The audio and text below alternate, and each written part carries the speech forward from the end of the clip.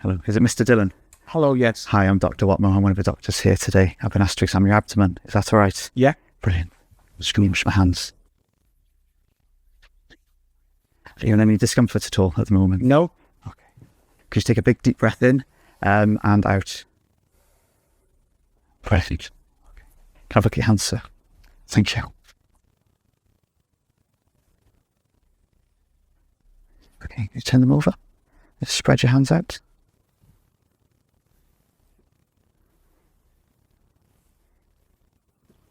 Can just put your hands forward and bring the wrists back. And relax.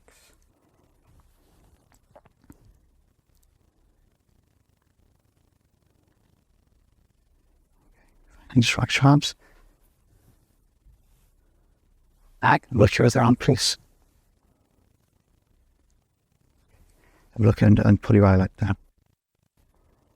Okay, can you open your mouth for me, please? Okay, put your tongue to the roof of your mouth. Can you just lift your top lip up for me, please? Okay. Are you able to sit forward for me, sir? I just have a feel of your neck.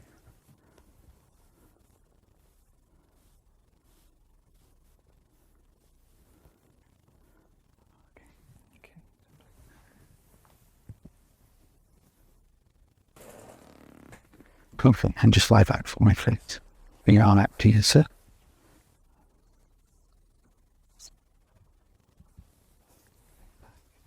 Same with this. Okay. Just have a feel of your chest. Mm-hmm.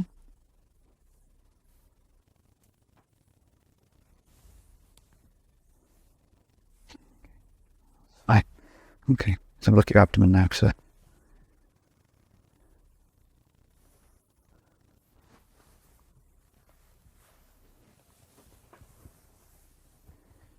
Any pain at the moment, sir? No. Okay. Let me know if there's any discomfort. Mm-hmm.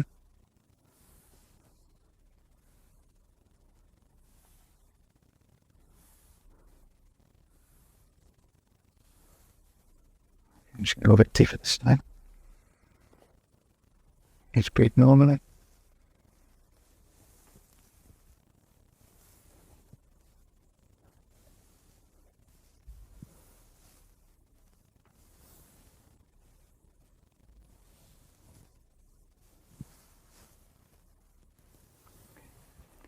Okay, just some deep breaths in and out for me, sir.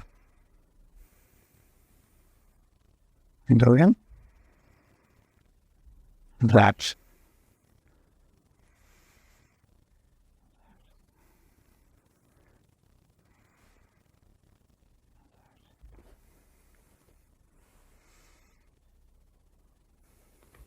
Okay, just breathe normally.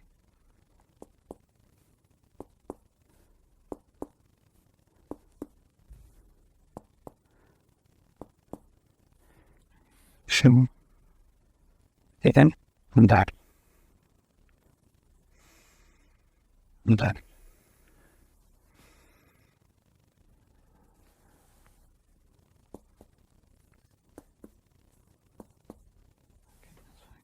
And deep breaths in and out again.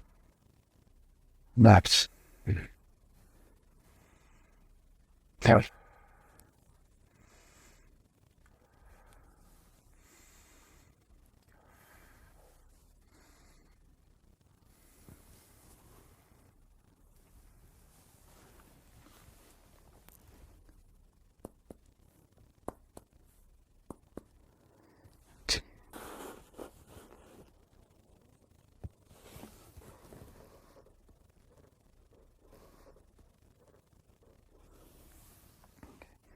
And just deep breath in and out. Okay. It's fine. Okay. I'm just going to tap again to the side. Roll. Okay. Can you roll towards me, sir? You have 1 minute remaining.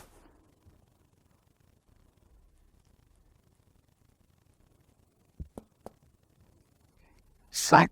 Just some deep breaths in and out again for me, sir.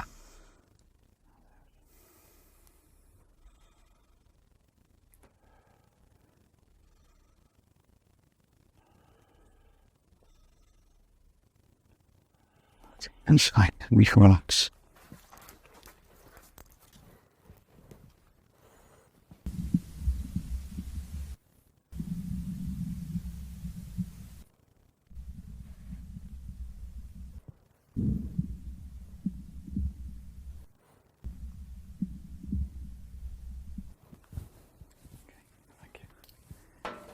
Just feel the legs.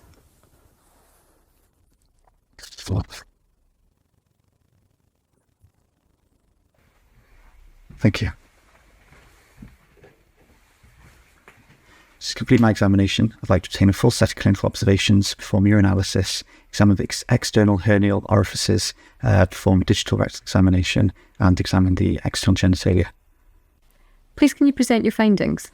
This gentleman had evidence of a liver transplant. This was demonstrated by a J-shaped scar in his right hypochondrium extending up to his chest. He had 2 further scars inferior to this, suggestive of post-operative drain sites. He had no palpable liver edge. He had evidence of gynecomastia, but no other chronic liver disease signs. There were no signs of portal hypertension. He did have jaundice, but there were no asterixes, and there was no ascites. There was no evidence of any complications from immunosuppression. He did have a scar in his right antecubital fossa, which might be from venesection, suggesting that the underlying diagnosis here is Haemochromatosis. Can you think of any other complications of immunosuppression? So complications would include infections. This would be bacterial, fungal or viral. You can also get skin malignancies. You can also have nephrotoxicity and hypertension. You mentioned that this gentleman was jaundiced. Can you tell me why he's jaundiced? So jaundice in the context of liver transplant raises the question of graft dysfunction. In this case, he didn't have any evidence of, apart from gynecomastia, he didn't have any other evidence of chronic liver disease. He had no evidence of asterixes and no ascites. And there was no evidence of portal hypertension. So I don't think the jaundice is related to his graft dysfunction. This does raise the question then of whether this is extrahepatic. And in a case of extrahepatic jaundice, I'd want to do further blood tests, which includes blood tests like conjugated and unconjugated bilirubin to investigate the cause further. Okay, now you told me that you think this gentleman has hemochromatosis, and that was the underlying etiology which he required a liver transplant for. Can you tell me about other reasons that patients might need to undergo liver transplantation? So, other reasons. So, cirrhosis, as hemochromatosis causes cirrhosis. There are other conditions that cause cirrhosis, such as alcoholic liver disease, non-alcoholic fatty liver disease, autoimmune liver disease, and chronic viral hepatitis. You can also get acute hepatic failure, the most common cause in the UK being paracetamol overdose, and also a hepatocellular carcinoma. Okay, so you've mentioned a large number of conditions there. If a patient has one of these conditions, how do you select out which patients would benefit from liver transplantation? So this would take the form of an MDT approach. The patient would need to have significant liver dysfunction, and there are certain criteria and guidelines which can be used to predict liver prognosis. Do you know of any specific scoring systems that are used when deciding whether someone is suitable for transplantation? You can use the UK end-stage liver disease model for prediction of liver prognosis. Okay. Now, you mentioned that you think this gentleman had hemochromatosis, or has hemochromatosis. Prior to transplantation, if you were faced with a patient that you suspected hemochromatosis in, what investigations would you perform? Initial investigations on routine blood tests include ferritin levels, transferrin saturations, and if these were raised, to make the diagnosis, you'd have to do genetic testing, looking for mutation in the HFE gene. Okay, thank you very much. Thank you. Liver transplant should be immediately considered as soon as you note the classic bilateral rooftop with sternal extension scar, often termed a Mercedes-Benz scar, or the inverted J scar like this gentleman has, which is called a Macucci incision. Once you have noted a scar suggestive of transplantation, you should start to think of all the potential important positive and negative examination findings you may see in context of a liver transplant. The key points you need to try and get across to the examiner is firstly that you recognise the scar and that the diagnosis is liver transplant. Secondly, you need to state whether you think the transplant is functioning adequately and what leads you to that opinion. Thirdly, you should comment on any notable side effects from immunosuppression. And lastly, you should comment on whether there is any evidence as to the underlying etiology of the native liver disease, and if not, offer a sensible differential for this. To know whether the transplant is adequately functioning, you need to think about whether there are any signs of chronic liver disease, whilst bearing in mind that some signs of chronic liver disease, such as Dupuytren's contracture and gynecomastia, may persist post-transplantation. So presence of gynecomastia, as in this case, does not mean there is inadequate graft function. You also need to think about whether you have detected evidence of portal hypertension, such as caput medusae and splenomegaly. But again, you must bear in mind that whilst portal hypertension will likely improve post-transplantation, if a patient had severe splenomegaly pre-transplant, their spleen may remain enlarged post-transplantation. Importantly, you should take note and state whether there are any signs of hepatic decompensation. Asterixis or ascites, if present, are strongly suggestive of inadequate graft function. Jaundice may also be an indicator of graft dysfunction, particularly if other signs of decompensation are noted. In the case of this patient, he is jaundiced but has no evidence of chronic liver disease related to his transplant. He has no evidence of portal hypertension and does not have ascites. Therefore, an excellent candidate would consider that the jaundice in this gentleman's case may be extrahepatic in nature and would want to investigate for this. In actual fact, this patient's jaundice is due to hemolysis, the cause of which is currently unknown. His liver transplant is working very well. The transplant itself may or may not be palpable. If a transplanted liver is easily palpable, it does not necessarily mean there is a problem with the graft and could simply reflect a size mismatch between the donor and recipient. With regards to side effects of immunosuppression, it would be helpful to comment on presence or absence of skin lesions such as seborrheic warts, actinic keratoses, or scars from resections of skin malignancies. In particular, make sure that you have checked sun-exposed areas carefully for scars such as face, scalp if there is hair thinning, tops of ears, upper chest and shins. Steroid side effects may include evidence of diabetes with finger prick marks from glucose monitoring or bruising to the abdomen from insulin injections. Unless transplanted recently, it is unlikely the patient will be grossly Cushingoid.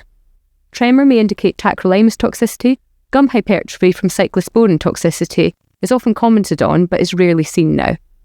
It is unlikely that you will be able to detect underlying liver disease from examining the patient, but take note and mention presence of a scar from venesection, such as is seen in this patient's case, which indicates an underlying diagnosis of Haemochromatosis. Tattoos could suggest a chronic viral hepatitis, or significant xanthelasma, which could suggest primary biliary cirrhosis. Also look out for scars consistent with previous tracheostomy insertion, post-operative drain scars, and scars from previous acidic drains. Picking up and mentioning these less obvious scars is likely to impress the examiners. If there is no evidence of the underlying cause of native liver failure, then let the examiner know you are aware of the commonest indications for liver transplantation in the UK: cirrhosis, hepatocellular carcinoma, and acute fulminant liver failure. Cirrhosis may be due to a large number of conditions, including but not limited to alcoholic liver disease, non-alcoholic fatty liver disease, autoimmune liver disease, hemochromatosis, Wilson's disease, or alpha-1 antitrypsin deficiency. Acute liver failure is defined as a multi-system disorder in which severe acute impairment of liver function with encephalopathy occurs within 8 weeks of the onset of symptoms and no recognised underlying chronic liver disease. There are also a number of so-called variant syndromes which may lead to listing for transplantation. Variant syndromes include diuretic-resistant ascites, chronic hepatic encephalopathy, intractable pruritus, hepatopulmonary syndrome, polycystic liver disease, and recurrent cholangitis. Prior to listing for transplantation, patients are assessed and reviewed by a specialist MDT. Contraindications to transplantation include intravenous drug abuse, ongoing alcohol excess, particularly in patients with alcoholic liver disease where abstinence is mandatory, significant medical or psychiatric comorbidities if they would be likely to affect survival post-transplant, such as cardio or cerebrovascular disease. Age alone is not a contraindication, although survival in over 65s is significantly worse than younger patients. Any history of prior malignancy would be strongly considered by the MDT, particularly if the risk of recurrence is high. Patients can be listed for either an elective or a super-urgent transplant. Patients can be selected for an elective liver transplant if they meet certain criteria.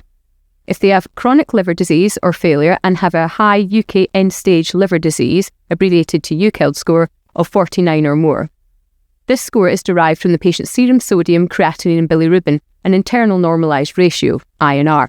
Patients with portal pulmonary hypertension should have a clinically significant response to long-acting prostacyclin or its analogues, sildenafil or busentin.